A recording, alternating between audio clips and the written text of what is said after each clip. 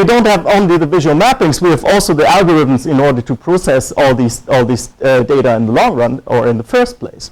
So, but the overall statement holds then that in very large view spaces, only very few views are of interest. And this brings us to the two solutions, how to deal with this problem. That is what I call visual pattern exploration. So the first one is clutter removal. Let us develop statistical measures for finding out whether visualization is useful and just get rid of the ones that are not useful. And the one that is more interesting for me and more novel or more new are the ones that are called pattern-driven analysis questions that are focusing on the analysis questions. So the one has the clutter removal has the clear advantage that we're talking about reducing the cognitive overload, but the other ones are pattern-driven analysis questions, are focusing on the thing that you actually want to accomplish during your exploration, which are searching for data groups or partitioning of the data set. You're searching mostly for outlier exploration settings. You're searching for data relations, or you want to find out which of the visualization mappings is the one that most trustfully lets the user understand the data sets. And then there are more data and visualization specific questions. And this fits well into the general InfoVis pipeline that we have actually seen before in Alex's talk, where you have the source data, you have somehow a transformation step. He called it filtering, for example. There could be also normalization, finding the outliers, and so on and so forth. Then you're choosing the visual mapping that you actually want to have.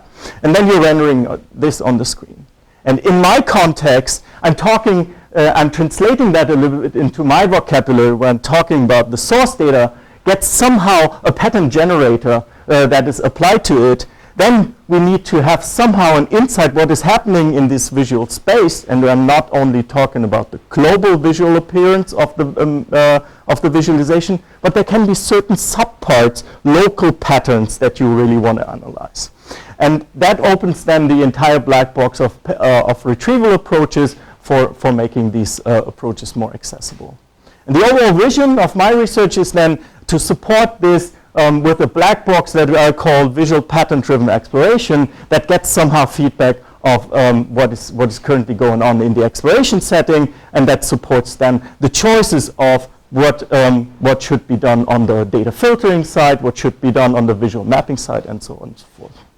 And this was pretty successful over the last years with a range of publications that I could establish in the main journals and main conferences for this subfield. So let us look into the heart of what I'm talking about, these visual pattern descriptors. We have seen scatter plots, so let's take scatter plots as the example. There has been work over the last years on categorizing the appearance of scatter plots, whether they are stringy, sparse, clumpy, and so on and so forth. And there's even more recent work, for example, from Alex collaboration on scatter plot, from skeleton-based scatter plots. What we wanted to do in one of our works is we wanted to go away from touching all the data. So what we wanted to do is we wanted to have a local pattern retrieval approach. So what we have here in the scatter plot, we are calculating a minimum spanning tree out of it. And then we are cutting the longest paths in there in order to come up with a segmentation of these local patterns that you see over here. And this is one of the things that you typically would see in visual analytics. We are not just dictating which parameter to choose when you are cutting your space into smaller spaces, but you're giving that as a parameter, as an interactive parameter to the user in order to say, do you want to have a very fine granular exploration, or do you want to be very crude in your exploration setting? So after the segmentation path, we're going into the feature extraction stage, where you have a grid-based approach, and you can then use every of these local patterns in a feature descriptor manner, describe them in a feature descriptor manner, and come up with a motif-based dictionary approach. So one other approach would be magnostics. One of the things that I did for matrices, here you have also a quite established a set of visual patterns that you want to retrieve. For example, groupings are referred to with these block diagonal forms. And what we wanted to find out is actually which of the feature descriptors from the image space domain lets us retrieve these visual patterns over here. And for that, we designed a benchmark data set and applied all feature descriptors on that. In this work, we had over 30 of them in order to find out whether a feature descriptor is able to respond to one visual pattern, lets us explore the pattern variability, I will come to that in a second, or lets us unto which point of the noise levels we can still retrieve the visual pattern in a larger setting, or whether it lets us discriminate between all these patterns. So the way we did that is we have these pattern variations. A block diagonal form stays always a block diagonal form no matter how many blocks you have in there. And we have feature descriptors for feature vectors for all of them. So if we then map that to a visual encoding over here, we could come up with these so-called feature description matrices that show you this gradient form of this variation can be differentiated by the other variations. And that is something that you can then use for analyzing whether these image feature descriptors are useful. And there are negative examples. So this feature descriptor was not able to differentiate all these pattern variations. And with that, we can then go one step further and do a ranking on all these feature descriptors. And so we found out that one of the feature descriptors that we designed for block diagonal forms was the best one for the retrieval. For the off-diagonal blocks, the local binary pattern descriptor was the best one, and so on and so forth. And with these things, with these feature descriptors, we can then open up the entire black box of pattern-driven exploration settings. We can do clustering on these large view spaces. We can do retrieval-based approaches. For example, we had one approach where the user would sketch what he wanted to see, and then we would retrieve that from the database. So one other aspect that I want to talk about is explainable machine learning and explainable AI.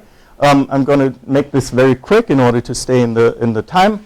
One of the things that you've already seen is that matrices have this very established set of local patterns that you want to actually find out. But the core problem is that in matrices you can freely reorder the rows and columns of a matrix, but only some of these row and column permutation lets you then explore or find these visual patterns. So the general user has then the problem which matrix reordering to choose. And this is one of the things that we are doing in visual analytics all the time. We are giving the user access to a larger set of these algorithms in order to find out they all agree upon each other in the result that they will produce, and so on and so forth. But we wanted in this work to open up the black box of matrix reorderings. So we wanted to find out what happens actually within this black box where you shoot in matrix data and reordered matrix data comes out. And if you think conceptually about this, then there are two things that are influencing the result that comes out. The first one is the algorithmic implementation, how this very large view space of n faculty times n faculty rows and column permutation gets traversed. And the other thing is the quality metric. And only if that fits both together, then it supports your current analysis question. So in Giro, the work that I present over here, we wanted to actually contrast this a bit. So if that's the case, that we always have to have one quality metric that should sacrifice that should be good for the entire matrix, that is actually not how the users are using it. Users are looking at the overall topology of a matrix, and then they quickly grasp that one, but then they want to look into small local sub-regions where they really want to find insight out of this topology. And the way we are opening this black box for matrices is the following. We have this matrix over here, and we're treating every of these row and column vectors independently as what they really are. And they are high-dimensional row and column vectors. And then we are projecting them with one of these approaches that you've seen before into the two-dimensional space. And the idea here is that a dot occurs for each and every of these columns over here. So whenever you have dots that are close to each other, they were also close to each other in high-dimensional space, meaning that a good matrix reordering should have put them next to each other. And we can easily show that to the user by just drawing a line representing that this dot means it was the first column, the second dot was the second column, and so on and so forth. And the interesting thing about that is that in this problem space transformation that we're introducing, we can do then interactions. We can draw new lines representing then the idea that this column should be next to this column, or this row should be next to this row. And the really powerful thing is that we can then do something like a selection on subparts of the matrices and can apply only on this subpart new algorithms, and then come up with composite matrix reorderings where the one part is reordered with one matrix reordering, the other part with another one, and so on and so forth.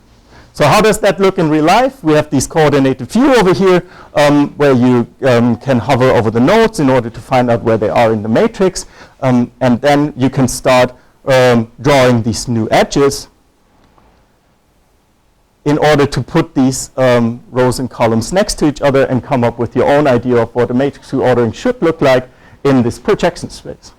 The second interaction is actually the more powerful one that you're going to see in a bit, where you are then selecting subparts of these matrices because you want to have more understanding of what's going on over here, and then you are getting only for this subpart a new reordering that lets you explore this topology, this subpart of the topology. But you might ask the question what to optimize, and here we typically come up with visual patterns that you try to find out in these projection spaces.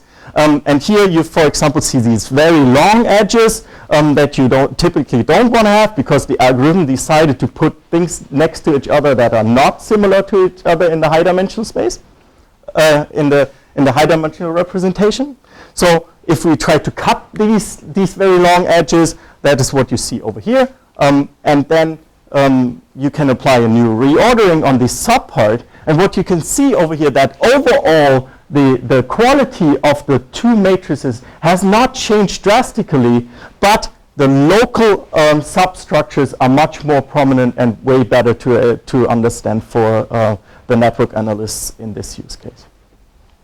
So the last thing that I want to mention is explainable AI and visual analytics projects that I've done over the last years. We've done work on sequence-to-sequence models that are mostly used for machine translation, for natural language translation. We have Smart Explorer that has to do with high-dimensional data analysis in the table, similar to what the people are used to from Excel. We have done work on adaptive feature spaces where you ask the question, well, this feature descriptor that you're using currently can be not useful for maybe my next analysis question that I have while I am exploring larger data sets. I've done work or things that I'm particularly interested in, subspace analysis question, subspace clustering, how to represent understand subspace clustering.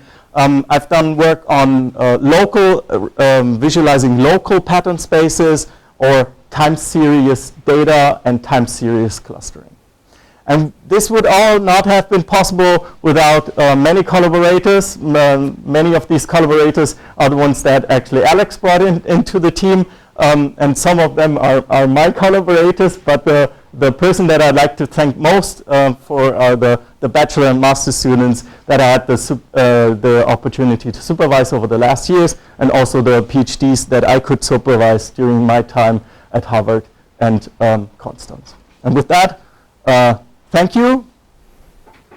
We are almost in time.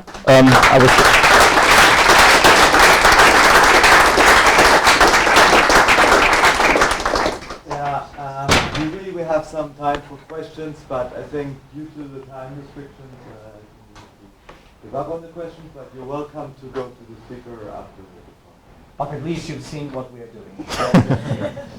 And go for them in person. And we also usually have drinks, but not today because it's too far. But there's still opportunity to go to the bus.